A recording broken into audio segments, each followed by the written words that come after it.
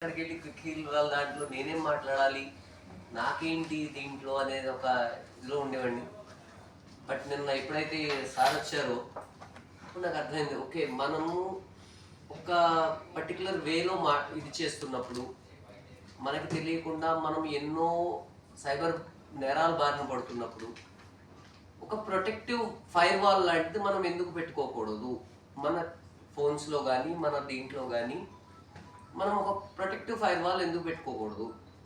ఇప్పుడు సడన్గా ఒక ఇంట్రూడర్ ఎవరైనా మీ దాంట్లోకి వచ్చి డైరెక్ట్గా మీ ఫోన్లోకి చొరబడుతున్నాడు, మీ పర్మిషన్స్ని యాక్సెస్ చేసి కంట్రోల్ తీసుకుంటున్నాడు, అది మీరే చేస్తున్నారు. బట్ అవతల వాడు ఎలా రెస్పాండ్ అవుతాడు, వాడి ఫీలింగ్స్ ఏం పోతాయి, ఎవరు దీనివల్ల బాగా ఎఫెక్ట్ అవుతారు, వాళ్ళ ఇంట్లో ఫ్యామిలీ మెంబర్స్ ఒకవేళ నష్టపోతే ఎంతవరకు నష్టపోతారు అనేది ఆలోచించడం మానేస్తారు.